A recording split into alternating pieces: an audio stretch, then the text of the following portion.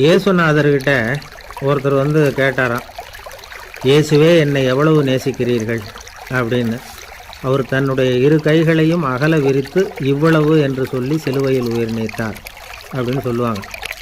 அதாவது அந்த நேசிப்புக்கு எல்லை கிடையாது, அதே போல் மன்னிப்புக்கும் எல்லை கிடையாது. இது இயேசுநாதர் சொல்லி கொடுத்த ஒரு பாடம்.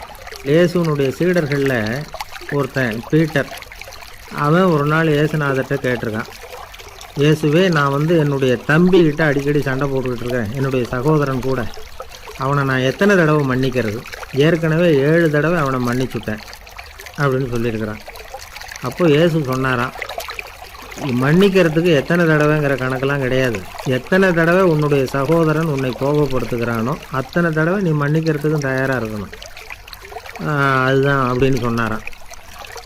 அப்போ இவனுக்கு ஒன்றும் புரியல, இது என்ன அவன் தப்பு பண்ணிக்கிட்டே இருப்பான், நாம் மன்னிச்சிக்கிட்டே இருக்கிறதா அப்படிங்கிறது மாதிரி